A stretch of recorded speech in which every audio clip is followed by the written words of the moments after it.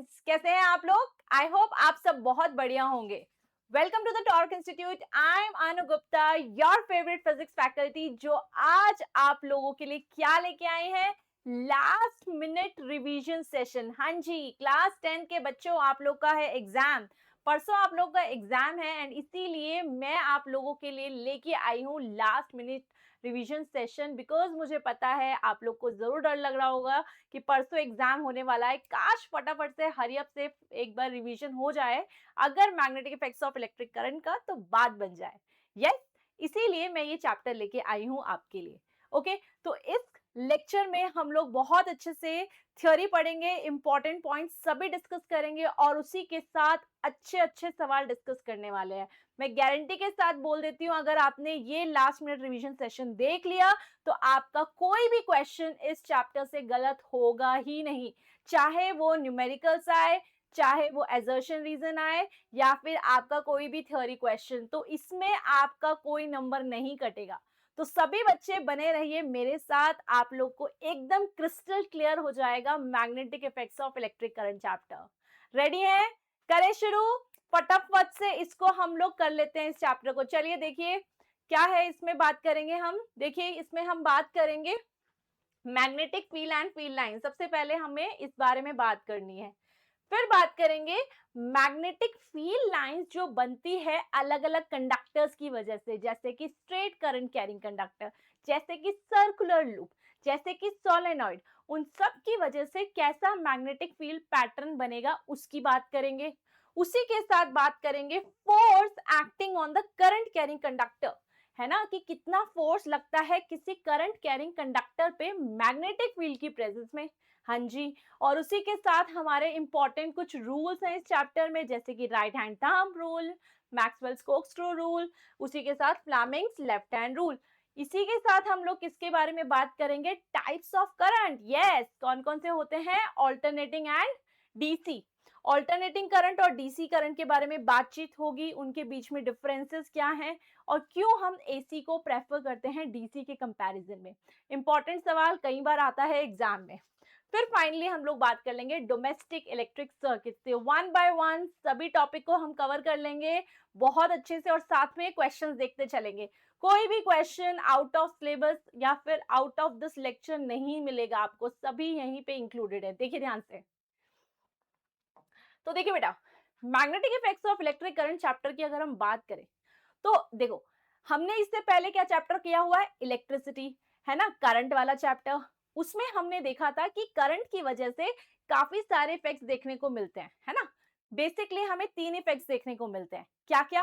कि करंट किसी भी ऑब्जेक्ट में, किसी भी मटेरियल में फ्लो करता है तो वो वायर कैसी हो जाती है? गर्म, जिसको हम heating effect of electric current बुलाते हैं। और उसी तरह से हमने 7th क्लास में ये भी पढ़ा था कि जब करंट किसी सॉल्यूशन से पास करा दो तो उसमें हमें केमिकल इफेक्ट्स भी देखने को मिलते हैं, केमिकल चेंजेस देखने को मिलते हैं। तो सेकंड हो गया chemical effect of electric current. उसी तरह से एक और इफेक्ट ऑफ इलेक्ट्रिक करंट हमें देखने को मिलता है कि जब भी एक वायर में से करंट फ्लो करता है तो उसके आसपास हम बिहेवियर बिल्कुल वैसा ऑब्जर्व करते हैं जैसे किसी मैग्नेट के आसपास बिहेवियर ऑब्जर्व करते हैं। उसे ही magnetic effect of electric current बुलाया जाता है। आ रही है मेरी बात समझ में?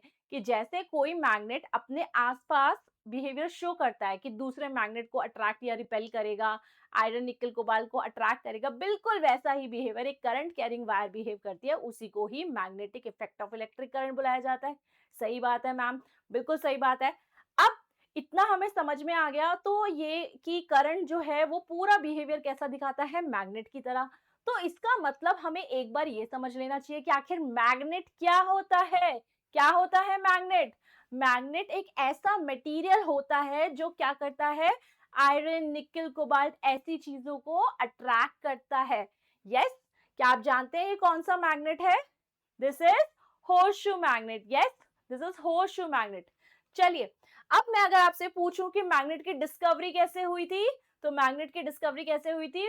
बाय अ शेपर्ड। एक शेपर्ड था, है ना, ग्रीक शेपर्ड, जिसका नाम क्या था? मैग्नस। मैग्नस एक दिन क्या हुआ, उसकी स्टिक जाके किसी पत्थर में अटक गई, और वही पत्थर क्या था? हमारा नेचुरल मैग्नेट, जिसे हम क्या बुलाते हैं? लोडस्टोन। तो ये ध्यान रखेंगे, नेचुरल मैग्नेट का क्या नाम है? नेचुरल मैग्नेट का नाम है लोडस्टोन। और लोडस्टोन को दूसरा कोई नाम बताइए जिससे बुलाया जाता है? लोडस्टोन को हम मैग्नेटाइट भी बुलाते हैं, मैग्नेटाइट। ओके, तो ये हमें पता चला। तो यहां से हमारी हुई डिस्कवरी मैग्नेट की। ओके, लेकिन जो हमारा मैग्नेट हमें नेचुरली मिला वो हमारे ज्यादा यूज का नहीं था, इसीलिए हमने क्या किया, मैन मेड मैग्नेट्स बनाए, मतलब आर्टिफिशियल मैग्नेट्स बनाए।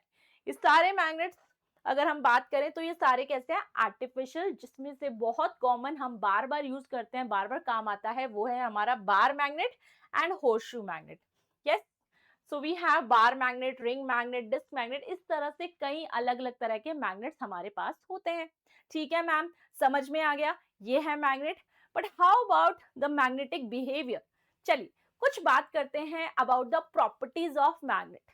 हमने क्या देखा कि किसी भी मैग्नेट के पास दो पोल होते हैं, एक होता है नॉर्थ पोल, एक होता है south pole, right? It has two poles.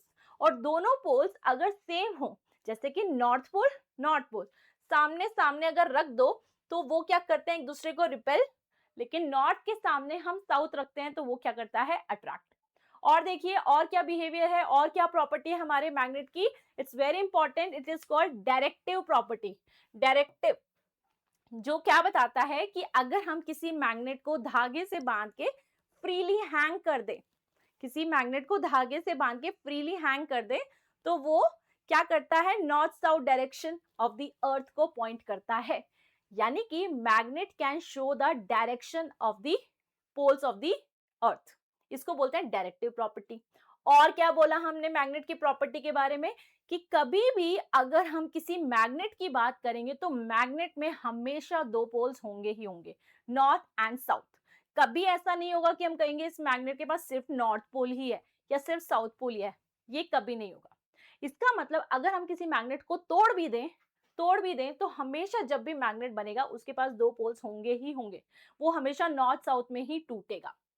Got it? ये हो गई हमारी प्रॉपर्टी मैग्नेट की। अरे देखो देखो, हमारे पास एक सवाल आया है। क्या सवाल है? मैग्नेटाइट क्या है? इट्स अ नेचुरल इलेक्ट्रो या U shape magnet. Yes, it's natural magnet. Very good बेटा, वेरी गुड। अब देखिए आगे एक और सवाल दिया गया है कि अगर एक बार मैग्नेट को लेंथ वाइज 3 बार काट दिया जाए, 3 बार, तो टोटल नंबर ऑफ पोल्स कितने बनेंगे, है ना? टोटल नंबर ऑफ पोल्स, जैसे ये मैग्नेट है नॉर्थ साउथ 1 2, तो ये कितने हिस्से बन गए, 3 हिस्से बन गए इसके, है ना? हर एक में क्या होगा, north south north south north south, कितने पोल्स हो गए? Overall we have the 6 poles. तो अगर हम इसको 3 हिस्सों में बांटते हैं तो पोल्स कितने बनते हैं, 6, है ना? Very good. चलिए इतना समझ में आया, ये बात हो गई हमारे मैग्नेट की। अब बात करते हैं मैग्नेटिक फील्ड की, कि आखिर मैग्नेटिक फील्ड क्या होता है। देखो बच्चा, अगर हम बात करें किसी भी मैग्नेट की, है ना, अगर हम इस मैग्नेट की बात करें तो हमने क्या चीज देखी है, एक बात देखी है कि इस मैग्नेट के ना आसपास कुछ एक रीजन होगा। जैसे मान लो मैंने यहाँ पे कोई मैग्नेट रखा है ना, तो ये अट्रैक्शन रिपल्शन दिखा देगा, है ना? यहाँ रखा है तो भी दिखा देगा, ठीक है ना? लेकिन उसके बाद नहीं दिखाएगा, मतलब बहुत दूर आप जाओगे तो नहीं दिखाएगा। यानी कि जो स्पेस है, जो रीजन है किसी भी मैग्नेट के आसपास का, द स्पेस और the region around a magnet where you can attract और repel other magnet, that is called magnetic field. समझ में आ गया? मैग्नेटिक फील्ड एक तरह का स्पेस है, वो जगह को मैग्नेटिक फील्ड बुलाया जा रहा है। ओके, और आप देखोगे इस मैग्नेटिक फील्ड के जो रीजन है ना, इसमें कुछ लाइंस भी बनी हुई होती हैं, जो कहां से शुरू होती हैं, नॉर्थ से, and ends to south pole, ऐसा कुछ। इन्हीं लाइंस को क्या बुलाया गया, we call them as magnetic field lines, है ना? हमेशा ध्यान रखना कि जो ये रीजन में हमने बनाए हैं लाइंस, इन्हें ही हम मैग्नेटिक फील्ड लाइंस बुला रहे हैं, ठीक है? तो outside the magnet it is from north to south, लेकिन अंदर, मैग्नेट के अंदर कहां से कहां जाती है, फ्रॉम साउथ टू नॉर्थ, हमेशा ध्यान रखना। ओके, और ये देखो कैसी है, सीधी सीधी लाइंस बनेंगी, स्ट्रेट, ऐसा। तो हम कह सकते हैं बेटा बीच में जो लाइंस बन रही है ना वो कैसी बन रही है, स्ट्रेट यूनिफॉर्म लाइंस बन रही है, स्ट्रेट यूनिफॉर्म लाइंस बन रही है, लेकिन बाहर आपको कुछ ऐसे कर्व रीजन मिलेगा और ये हमेशा क्लोज होती है, कभी भी ऐसे नहीं दिखेंगे आपको कि ये स्टार्ट तो हो गई लेकिन कहीं खत्म नहीं हुई, नहीं, it always starts from north and goes to south. Okay, इन्हें हम क्या बुलाते हैं, we call them as magnetic field lines. Okay, एक दो बातें और मैग्नेटिक फील्ड में हम जो ऐड करेंगे कि मैग्नेटिक फील्ड को हम रिप्रेजेंट करते हैं कैपिटल बी से। जैसे मुझे बताना है कि इस पोर्शन पे ना मैग्नेटिक फील्ड इतनी है, तो मैं कैसे बताऊंगी कि B equals to 10, but 10 what, 10 tesla. ठीक है, कि मैग्नेटिक फील्ड इस रीजन पे कितनी है, 50, सो I will say 50 Tesla.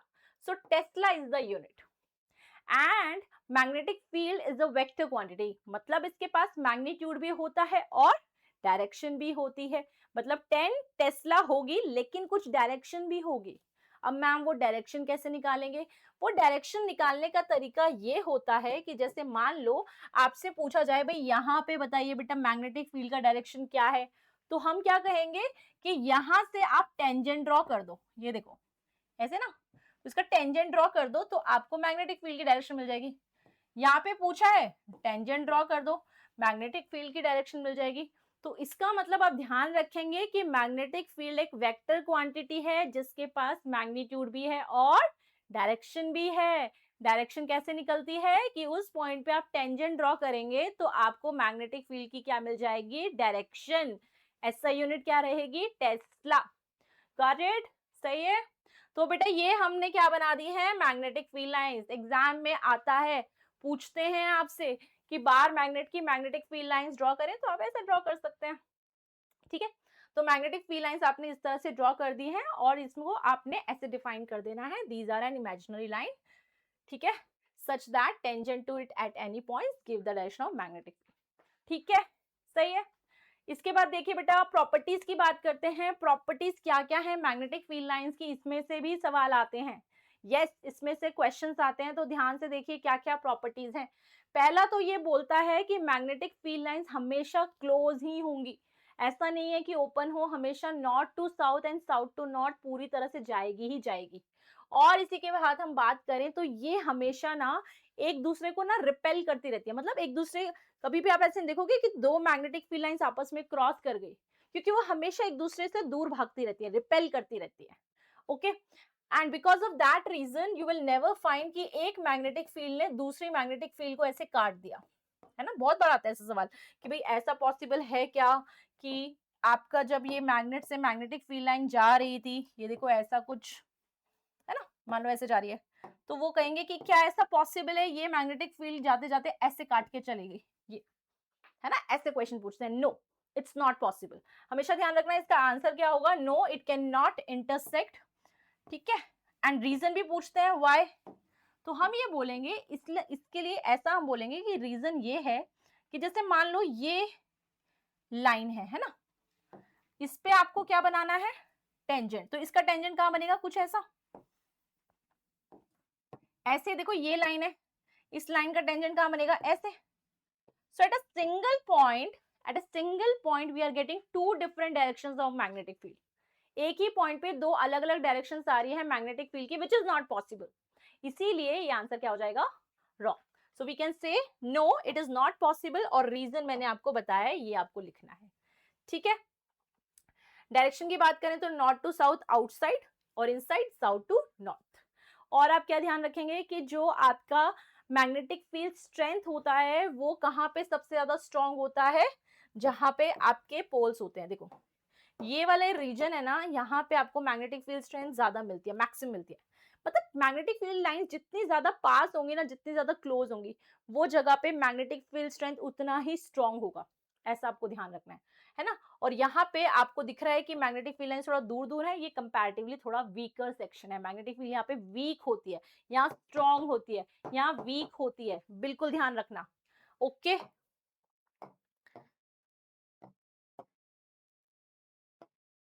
Okay, आ गया, क्लियर हो गया, कोई दिक्कत। तो यहाँ पे हमने क्या बात करी, हमने बात करी मैग्नेट की, हमने बात करी मैग्नेटिक फील्ड की और मैग्नेटिक फील्ड लाइंस की।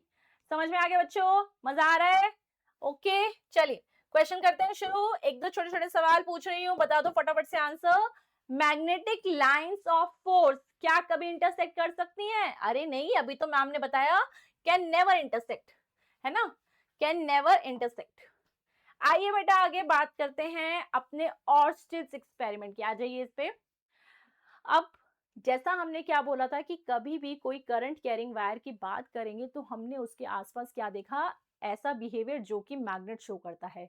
अभी हमने देखा मैग्नेट के आसपास क्या होता है, मैग्नेटिक फील्ड लाइंस, ये सब हमने देखा। तो जो हमारे ऑर्स्टेड साइंटिस्ट थे जिनका नाम है हैंस क्रिस्टिन ऑर्स्टेड साइंटिस्ट, उन्होंने भी ऐसा ऑब्जर्व किया कि करंट के आसपास, एक्चुअली इन्होंने ही हमें बताया कि करंट के आसपास का जो बिहेवियर है वो बिल्कुल मैग्नेट के जैसा है, with the help of his experiment. Experiment में उन्होंने क्या पाया कि एक दिन इस तरह से एक सेटअप था, है ना, ये पॉजिटिव, ओके, इधर आपका ये नेगेटिव हो गया,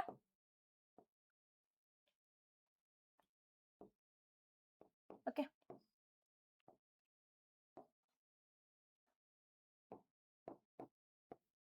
इस तरह से कुछ था, ठीक है।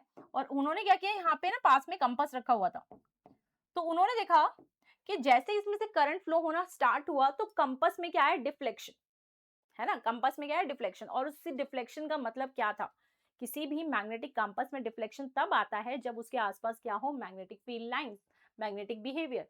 तो इससे उन्हें कंक्लूजन मिला, अच्छा, कि यानी कि जो ये आपके पास करंट कैरिंग वायर है that also behaves like a magnet. Okay, तो छोटे छोटे पॉइंट्स जो उन्होंने ध्यान दिए, उन्होंने नोटिस किया, वो मैं आपको बता देती हूँ कि एक तो उन्होंने ये नोटिस किया था कि जब उन्होंने करंट कम दिया था ना, है ना, करंट कम दिया था, this is the positive section, this is the negative one, ठीक है। तो मान लेते हैं एक बार को कि जब ऐसा हुआ तो ये जो हमारा निडल है ना, पहले मान लो ऐसे था, पर जैसे ही करंट फ्लो होना शुरू हुआ तो इसमें ना डिफ्लेक्शन कुछ इस तरह से आ गया, ठीक है, उन्होंने नोटिस किया। फिर उन्होंने एक चीज और नोटिस करी कि जब ना उन्होंने करंट को बढ़ा दिया, है ना, करंट की वैल्यू को बढ़ा दिया, तो उन्होंने देखा कि डिफ्लेक्शन अभी भी आया है, लेकिन डिफ्लेक्शन पहले से और भी ज्यादा डिफ्लेक्शन है।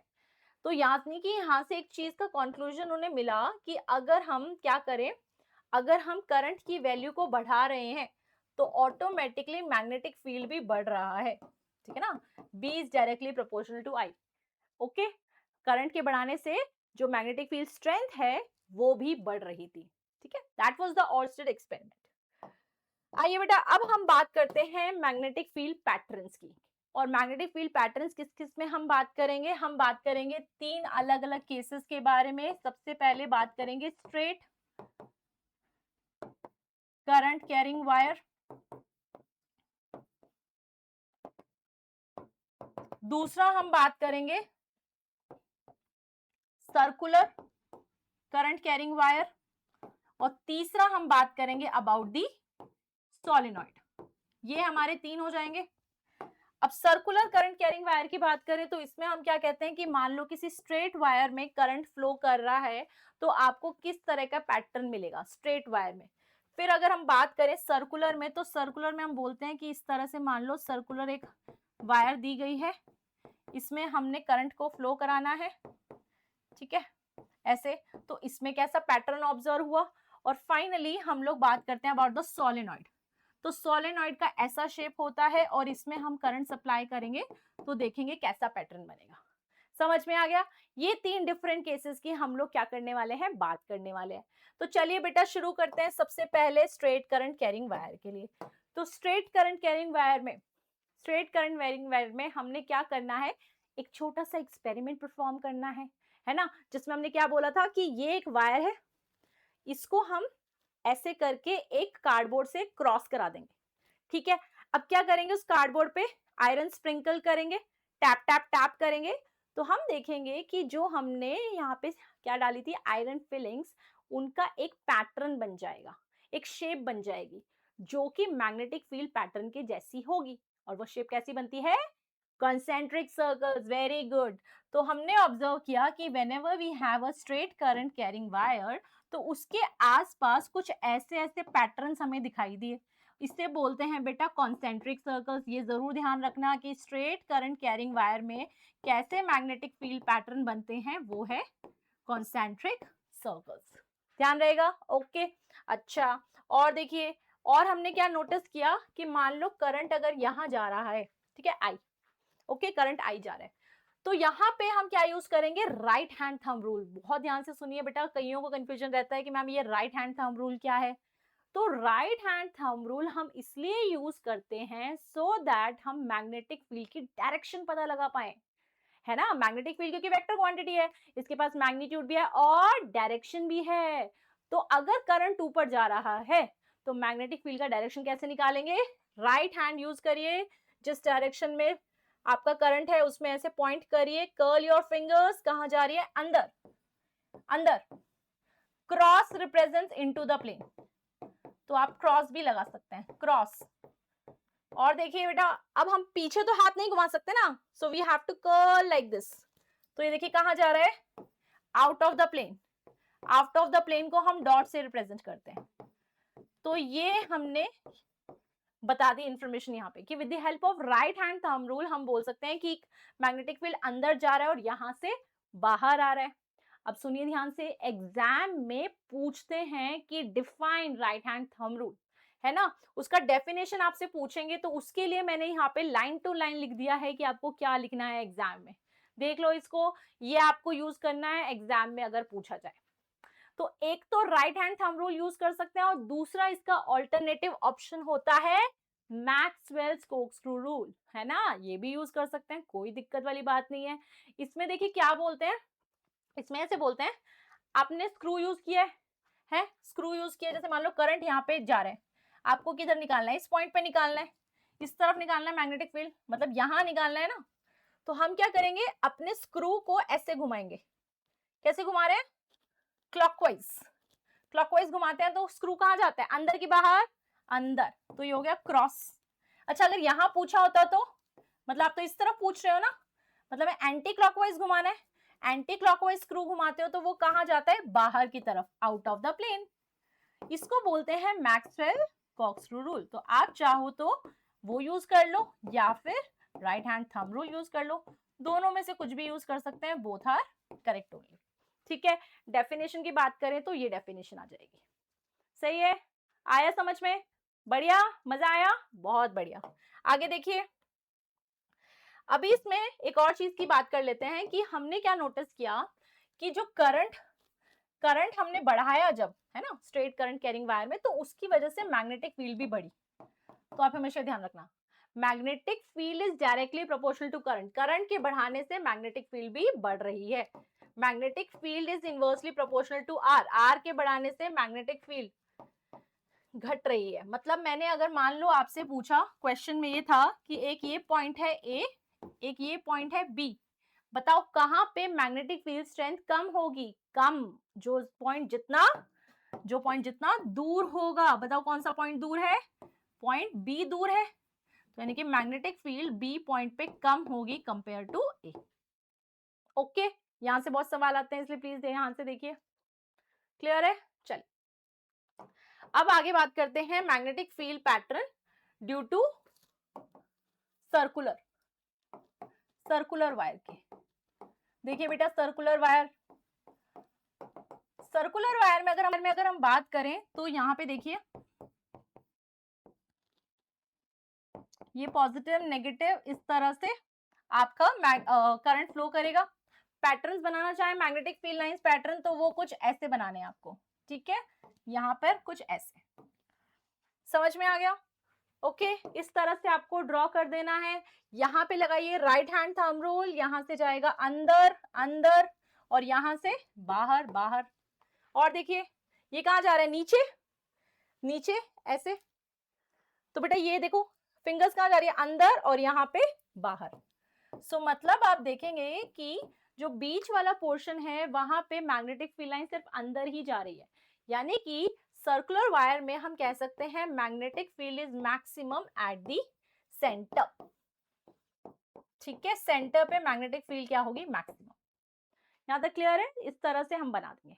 अब इसमें एक चीज हमें ध्यान रखनी है, थोड़ा सा क्लॉकवाइज रूल हम ध्यान रखेंगे। क्लॉकवाइज रूल क्या बोलता है कि अगर किसी वायर में करंट कैसे फ्लो करे, क्लॉकवाइज, है ना, क्लॉकवाइज, तो वो रिप्रेजेंट करता है आपका साउथ पोल। ध्यान से रखना ये बात दिमाग में, क्लॉकवाइज स्टैंड्स फॉर साउथ पोल।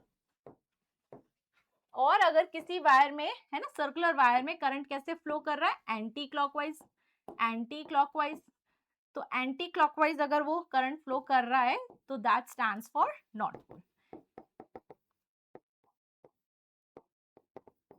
इसे बोलते हैं नॉर्थ पोल। ठीक है बेटा, तो यहां पे हमने बात करी क्लॉकवाइज रूल की। ओके, चलिए फटाफट से क्वेश्चंस देखते हैं। Which of the following correctly describes the magnetic field near a long straight wire? बताओ कौन सा करेक्ट आंसर है, पढ़ो फटाफट से सारे ऑप्शंस। हाँ जी, स्ट्रेट करंट कैरिंग वायर की वजह से कैसा आएगा, यस, कंसेंट्रिक सर्कल्स, बहुत बढ़िया, कंसेंट्रिक सर्कल्स। आगे देखिए, इसने क्या बोला, मैग्नेटिक कंपास में हमने नोटिस किया जो डिफ्लेक्शन है, नीडल में जो डिफ्लेक्शन है वो इंक्रीज कर रही है, बढ़ रही है।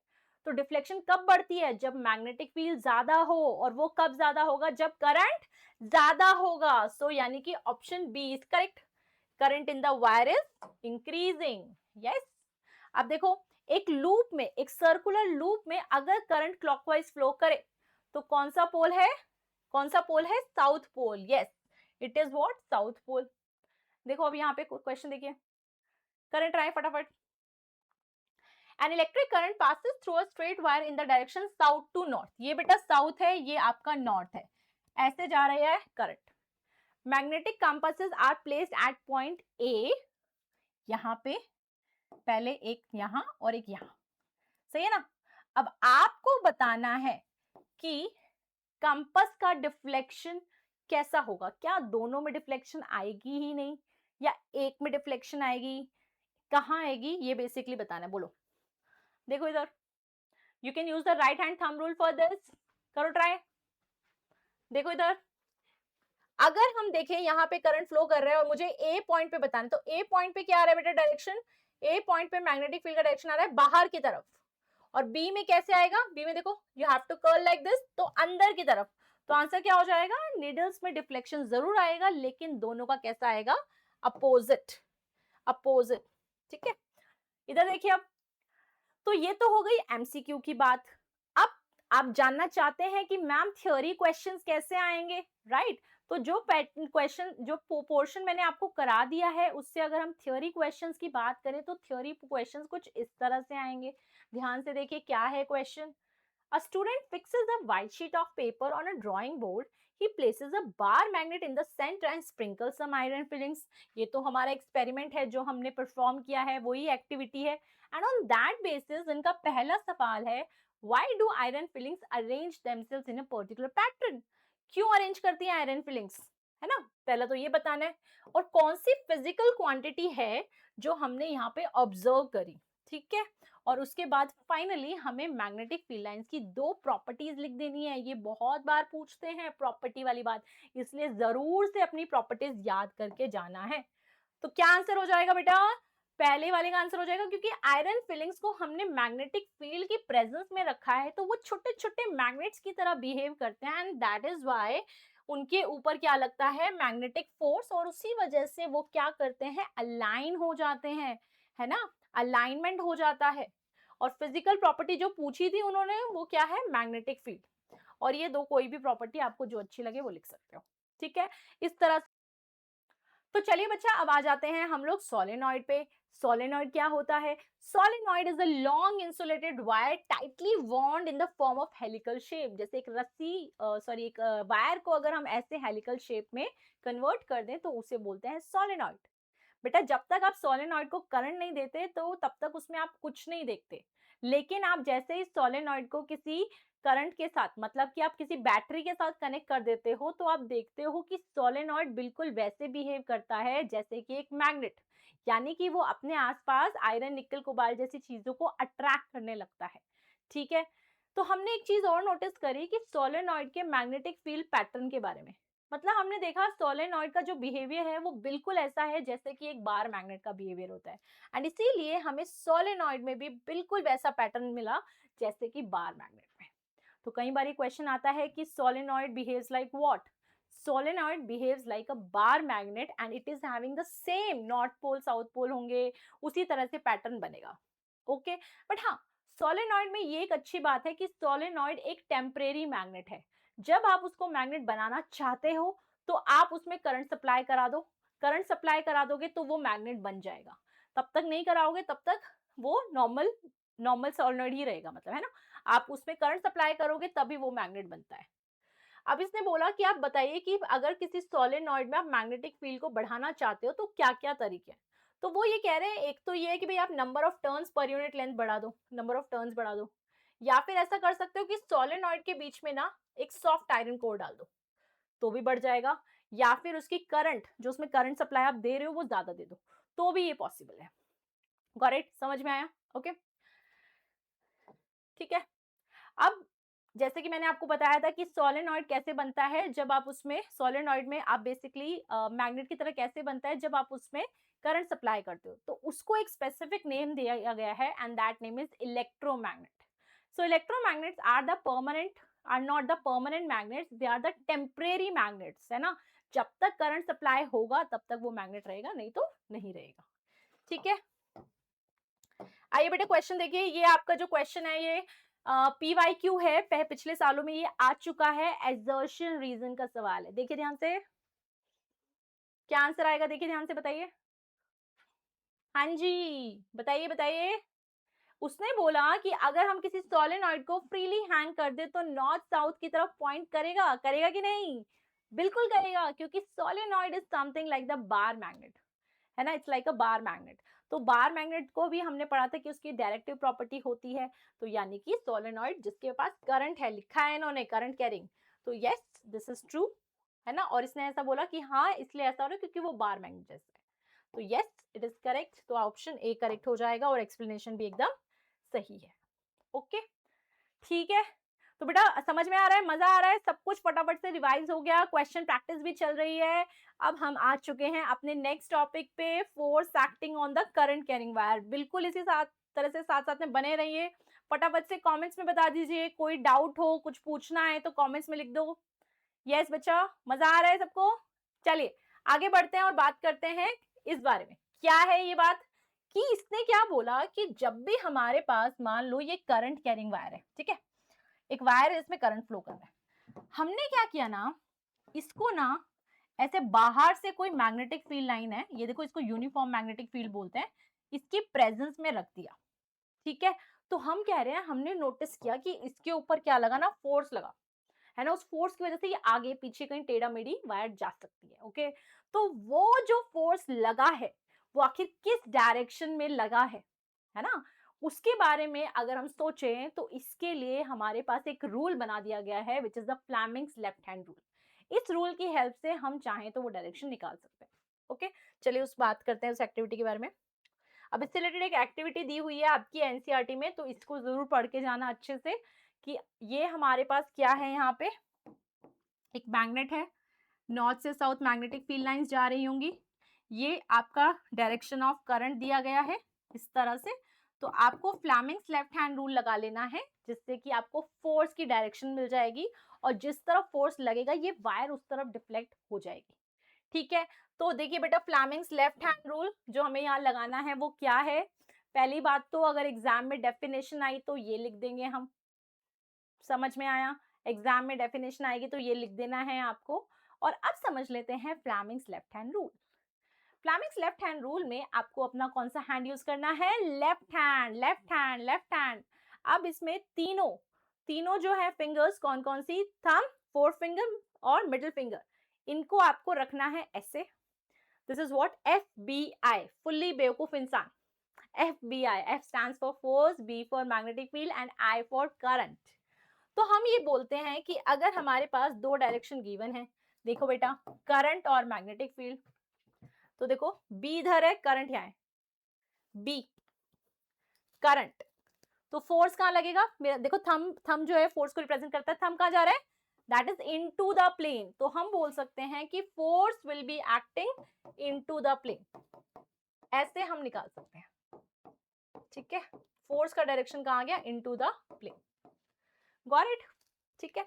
अब जैसे यहाँ पे करंट कैरिंग वायर दी है, कई बार आपको हो सकता है दिया जाए, ध्यान से देखो, हो सकता है आपको बोला जाए कि एक आपके पास एक प्लस चार्ज है या प्रोटॉन है जो ऐसे मूव कर रहा है, तो उसका मतलब भी यही है कि current is moving in this direction. या फिर ऐसा गिवन हो सकता है one electron is moving in this direction, तो बेटा जिस डायरेक्शन में इलेक्ट्रॉन मूव करता है ना, तो करंट उसके अपोजिट डायरेक्शन में मूव करता है, ये ध्यान रखना, कई बार कंफ्यूज करने के लिए दे देते हैं ऐसा। अगर पॉजिटिव चार्ज जिस डायरेक्शन में जा रहा है तो उसी डायरेक्शन में करंट लेना है, पर अगर इलेक्ट्रॉन जा रहा है जिस डायरेक्शन में, उसके अपोजिट डायरेक्शन में करंट का डायरेक्शन लेना है, ठीक है। ऑन दैट बेसिस आपको क्वेश्चंस को सॉल्व करना होगा, ओके। चलिए एक छोटा सा सवाल देख लेते हैं, जैसे a proton moving along z axis, ध्यान से देखिए, ये है x, ये है y, ये है z, तो इसने बोला प्रोटॉन z एक्सिस में मूव कर रहा है, तो बेटा जिस तरफ प्रोटॉन मूव करेगा उसी तरफ तो क्या होगा, current. If a magnetic field is applied along y axis, यहाँ पे है बेटा magnetic field, okay. Magnetic force का डायरेक्शन बताइए, निकालो।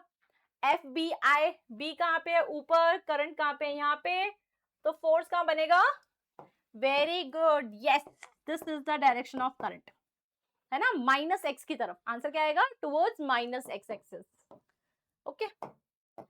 चलो आइए बेटा आगे, नेक्स्ट टॉपिक है हमारा टाइप्स ऑफ करंट। करंट के टाइप्स सुने होंगे, तो कौन कौन से होता है करंट के टाइप, एक होता है ऑल्टरनेटिंग और दूसरा होता है yes direct current, one is AC, second is DC. जब तक करंट का डायरेक्शन सेम रहता है, जब तक करंट का डायरेक्शन सेम रहता है, चेंज नहीं होता, तो उसको बोलते हैं डीसी डायरेक्ट करंट। जब करंट का डायरेक्शन बदल जाए, है ना, जब करंट का डायरेक्शन बदले तो उसको बोलते हैं ऑल्टरनेटिंग करंट।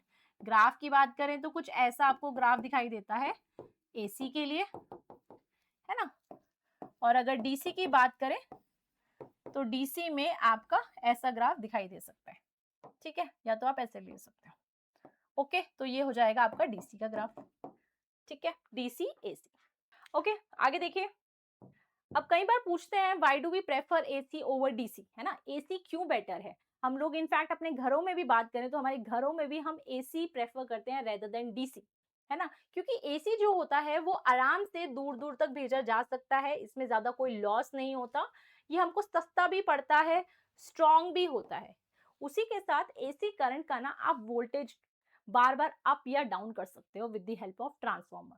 जैसे हमें पता है भाई घर में आपके इतने अलग अलग अप्लायंसेस हैं, कुछ में अप्लायंसेस में हमें जो पावर चाहिए वो कम चाहिए, कईयों में ज्यादा चाहिए, तो उसको आप step up step down easily कर सकते हो एसी के केस में, जबकि डीसी में ऐसा पॉसिबल नहीं हो पाता, राइट। चलिए आ जाते हैं अपने लास्ट टॉपिक पे। लास्ट टॉपिक क्या है, डोमेस्टिक इलेक्ट्रिक सर्किट्स। देखिए ध्यान से, डोमेस्टिक इलेक्ट्रिक सर्किट जो घरों में हम लोग यूज करते हैं उसके बारे में, है ना, बात थोड़ी करने वाले हैं। जैसे कि ध्यान होगा आपको, इसको क्या बुलाते हैं बेटा, इसको बुलाते हैं हम सॉकेट, जिसमें आपको क्या दिखाई दे रहे हैं, 3 पिंस। वहीं अगर हम इसको देखें तो इसमें क्या है, 2 पिंस, ओके।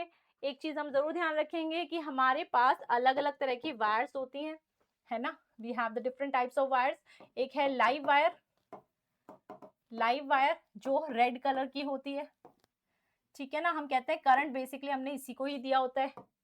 फिर होता है न्यूट्रल वायर, जिसको हम कहते हैं कि इसका कलर यूजली हम ब्लैक देखते हैं और इसमें वोल्टेज नहीं देते हम लोग, है ना, इसका कहते हैं हम न्यूट्रल वायर, इसमें वोल्टेज नहीं देते। इन दोनों का जो पोटेंशियल डिफरेंस होता है वो होता है 220 वोल्ट का, 220 वोल्ट का, ओके।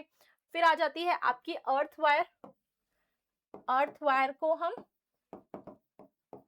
ग्रीन कलर देते हैं, और बेसिकली अर्थ वायर ना हमारी यूज होती है ताकि हमें करंट वगैरह ना लगे, शॉक ना लगे, बेसिकली सेफ्टी पर्पस के लिए वाली वायर यूज होती है। आपको जब भी ये है कि सप्लाई करंट की करानी है तो उसके लिए लाइव और न्यूट्रल की रिक्वायरमेंट होगी। अर्थ वायर आप रखो जब आपको हैवी अप्लायंसेस की जरूरत है जिसमें करंट लगने के चांसेस है, तब हम अर्थ वायर को यूज करते हैं, and this is of what, green colour, yes, okay. अब देखिए एक इंपॉर्टेंट चीज जो कि हम लोग आजकल घरों में बहुत यूज करते हैं, जिसको बोलते हैं इलेक्ट्रिक फ्यूज।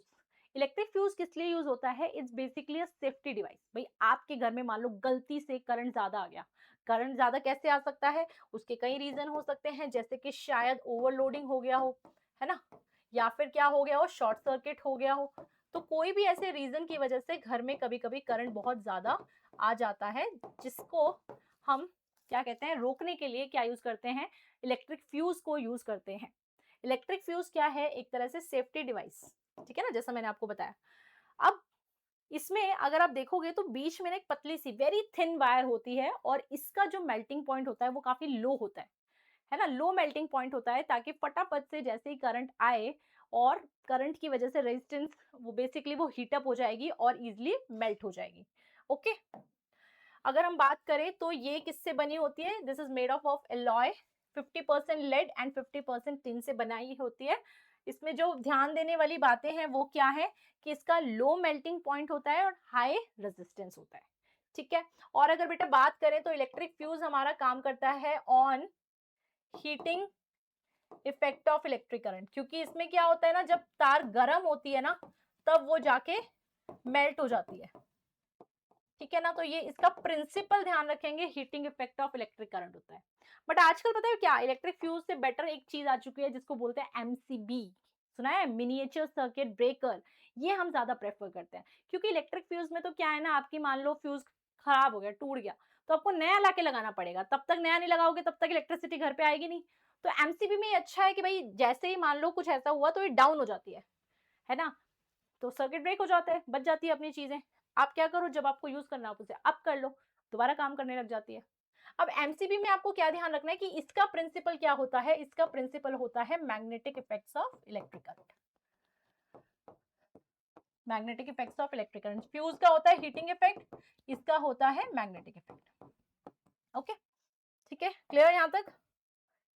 ओके, बाकी अर्थिंग क्या होता है? अर्थिंग यही होता है कि आपको अपने घर में जो चीजें हैं उनको सेव करने के लिए आप क्या करते हो, अर्थ से इन्हें कनेक्ट कर देते हो, ताकि इन द केस कभी किसी वायर में करंट आया हुआ हो तो वो आपकी बॉडी से ना पास होके यहां से अर्थ में चला जाए। इसे ही क्या बुलाते हैं? We call this as the earthing, ठीक है। अब डोमेस्टिक इलेक्ट्रिक सर्किट में सबसे इंपॉर्टेंट क्या है? ये डायग्राम। हाँ जी बेटा, ये डायग्राम बहुत ही जरूरी है, ये तो आप जरूर जरूर से कर लेना, अच्छे से प्रैक्टिस करनी है इसकी। ओके, बस सिंपल सी चीज है, क्या बता रहे हैं ये कि यहाँ से जहां से बाहर से सप्लाई अपने पास आती है वो एक तो आती है लाइव, और ये हमारा है न्यूट्रल वायर। बेसिकली क्या, करंट जो होता है वो पूरा लाइव वायर में ही होता है, न्यूट्रल वायर में वैसे हम करंट देते नहीं है। देखोगे तो लाइव वायर पास होता है पहले मेन फ्यूज से, ठीक है ना, फिर उसके बाद आता है ये मीटर से। मीटर क्या होता है भाई? एक ऐसी चीज जहाँ पे आपका रीडिंग आता रहता है कि पूरे महीने में हमने कितना बिजली फूक दिया, है ना। तो ये जो सेटअप होता है ये कौन लगाती है? गवर्नमेंट लगाती है, ये मेन फ्यूज भी गवर्नमेंट लगाई होती है। यहाँ से आगे हम बात करें तो ये हमारा सेटअप होता है कंज्यूमर का, है ना। तो यहाँ पे आपका मेन स्विच लगा होता है, जैसे इलेक्ट्रिसिटी वाले भैया ठीक करने आते हैं घर की इलेक्ट्रिसिटी, क्या करते हैं वो मेन स्विच को बंद कर देते हैं ताकि उसको खुद को करंट ना लग जाए।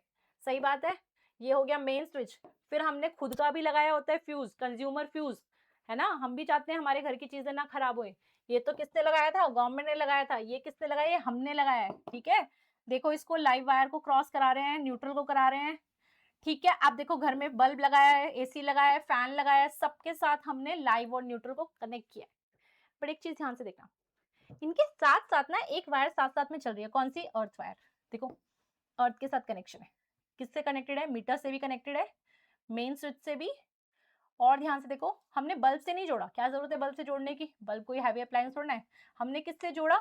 हमने किसी एसी, गीजर, फ्रिज, ऐसे जो 3 सॉकेट वाले हैं ना उनसे जोड़ा, उससे जरूरत है ना, बाकी में जरूरत नहीं है। तो आपको ध्यान रखना है कि इस तरह से हम लाइव और न्यूट्रल को लेके आते रहेंगे। लाइव वायर को इन सबसे पास करा रहे हैं, ध्यान से देखो, है ना, लेकिन फ्यूज से पास नहीं करा रहे हैं हम, किसको? न्यूट्रल वायर को। न्यूट्रल वायर को फ्यूज से पास मत कराना, सिर्फ लाइव वायर को ही पास कराना है। तो ये हो जाता है आपका बेटा डोमेस्टिक इलेक्ट्रिक सर्किट। क्लियर है ये? सही है, ओके। तो बेटा हमने कर लिया है चैप्टर, तो थ्योरी बहुत बढ़िया से हो गया, साथ में क्वेश्चंस भी हो गए हैं, बट स्टिल मैं चाह रही हूँ जाने से पहले आपको थोड़े से क्वेश्चंस करा दूं ताकि ये चैप्टर आपका हो जाए बिल्कुल पक्का। रेडी है? थोड़ी देर और रुक जाओ बच्चा, क्योंकि अब आपके आ रहे हैं अब बढ़िया बढ़िया एमसीक्यूज। ऐसे एमसीक्यूज आपने कर लिए तो एग्जाम में एक भी सवाल नहीं अटकने वाला, ये मेरी क्या है? गारंटी। देखिए ध्यान से, क्या है सवाल, फटाफट से आंसर करते जाओ, हम बढ़ते जाएंगे आगे। पढ़ लो बेटा, क्वेश्चन क्या है, करो ट्राई, फटाफट फटाफट फटाफट, देखो देखो देखो देखो। इनकरेक्ट, इनकरेक्ट स्टेटमेंट बताना है, पढ़ो सारे स्टेटमेंट, कौन सा वाला इनकरेक्ट है। हाँ जी, तो ये क्या बोल रहे हैं, ये बोल रहे हैं magnetic field lines are parallel and equidistant. मतलब अगर मैग्नेटिक फील्ड लाइंस ऐसे बनी हो तो उसका मतलब जीरो मैग्नेटिक फील्ड स्ट्रेंथ है, ऐसा होता है क्या? नहीं भाई, इसका मतलब तो ये है कि वो यूनिफॉर्म मैग्नेटिक फील्ड लाइन है, जीरो थोड़ा ना है। तो मतलब तीसरा स्टेटमेंट क्या हो गया, इनकरेक्ट। ठीक है, चलो आगे देखो। Which of the following the one that is not true, NSCGS में आया हुआ सवाल है, एनएससीजीएस में बताओ कौन सी बात इसमें से सही नहीं है, पढ़ो अच्छे से। सो ऑप्शन बी, कि वो कभी पैरेलल नहीं हो सकते, है ना, they can not be parallel, हो सकते हैं भाई, अभी तो बताया uniform magnetic field lines is possible. ठीक है, आगे देखो, ये क्वेश्चन देखिए, क्या लिखा है कि अगर करंट सप्लाई यहां से बंद कर दी जाए, करंट सप्लाई यहां से बंद कर दी जाए तो कंपास कैसी डिफ्लेक्शन दिखाएगा? नो डिफ्लेक्शन मैम, करंट ही नहीं है तो कैसे deflection? Your answer is incorrect. Yes बेटा, क्योंकि आंसर आएगा स्ट्रेट वायर, स्ट्रेट लाइंस, वो कैसी दिखाएगा, स्ट्रेट लाइंस दिखाएगा कंपास पे। ऐसा क्यों, ऐसा क्यों? क्योंकि बेटा अगर मान लो आपके पास जो ये है ना, ये पूरा सेटअप है, इसकी खुद की वो नहीं है करंट कैरिंग वायर, ठीक है, बट अर्थ के पास तो है ना नॉर्थ पोल और साउथ पोल, तो अर्थ के नॉर्थ पोल और साउथ पोल की तरफ तो वो पॉइंट करेगा ना, इसीलिए आंसर होगा straight line parallel to each other. समझ में आया? और आ जाइए, देखो इधर क्या लिखा है, देखो ध्यान से, दो वायर्स हैं, एक ऊपर एक नीचे, ठीक है, इसकी वजह से बताओ भाई, यहां पे अगर मैंने मैग्नेटिक फील्ड पूछा, है ना, तो बताओ इसकी वजह से मैग्नेटिक फील्ड यहाँ क्या होगा, इसकी वजह से क्या होगा, बताओ क्या आंसर बन रहा है। तो देखो क्या करना है इस क्वेश्चन में, हमें देखें अगर ऊपर वाली वायर की वजह से, देखिए बेटा यहाँ पे करंट कैसे फ्लो कर रहा है इधर की तरफ, और हमें देखना है कहाँ पे, नीचे। तो लाइन ये कहाँ जा रही है, fingers into the plane, into the plane, मतलब ऊपर वाले की वजह से क्या आ रहा है, इनटू द प्लेन। नीचे वाली की वजह से देखिए, नीचे वाली की वजह से देखिए कहाँ आएगा, out of the plane, out of the plane, है ना। तो आप ये देखिए कि अपना पॉइंट P जो है वो इससे भी और इससे भी, दोनों वायर से सेम डिस्टेंस की दूरी पे है, ठीक है, और एक की वजह से लाइंस अंदर की तरफ आ रही है, तो एक की वजह से बाहर की तरफ आ रही है, तो यानी कि मैग्नेटिक फील्ड लाइंस आपस में एक दूसरे को क्या कर देंगी, कैंसिल। यस, तो इसीलिए आंसर क्या बनेगा, magnetic field lines are in opposite direction and the net field is equals to zero. Correct, समझ में आया? चल, छोटे छोटे क्वेश्चंस और देख लो।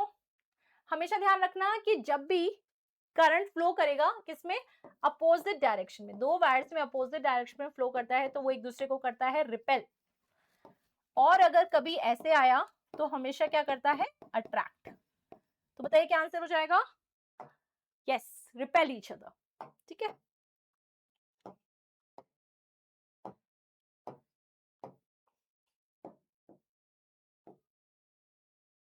चलिए बेटा क्वेश्चन करिए try. Fleming's left hand rule लगाएंगे इस क्वेश्चन के लिए हम। इसमें क्या बोला है, यूनिफॉर्म मैग्नेटिक फील्ड लाइंस यहाँ पे हैं, प्रोटॉन इधर मूव कर रहा है, मतलब कि इस डायरेक्शन में क्या है, करंट, करंट इस डायरेक्शन में है, मैग्नेटिक फील्ड इस डायरेक्शन में है। लगाइए एफ बी आई, बी इधर, करंट इधर, फोर्स कहाँ रहा है, अंदर की तरफ, फोर्स कहाँ रहा है, अंदर की तरफ, तो इसकी वजह से इनटू द प्लेन। ठीक है, दूसरा क्या है, इलेक्ट्रॉन, इलेक्ट्रॉन कहाँ जा रहा है, नीचे। अच्छा, इलेक्ट्रॉन नीचे जा रहा है, इसका मतलब करंट कहाँ जाएगा, यस, करंट जाएगा ऊपर, अपोजिट डायरेक्शन में होता है ना, तो ऊपर। तो बेटा ये तो सेम ही बन गया ना ये वाला केस, इसका मतलब जो आंसर प्रोटॉन के लिए आया था वही आंसर इलेक्ट्रॉन के लिए आएगा, मतलब कि अंदर की तरफ, क्रॉस मतलब क्या होता है, इनटू द प्लेन। क्या आंसर हो गया, option A is correct, into the plane of the paper. Got it.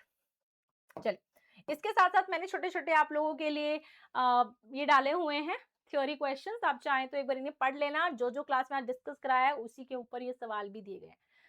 ठीक है, तो मजा आया क्वेश्चंस करने में, समझ में आया कैसे कैसे हमने सारी चीजों की बात करी, राइट?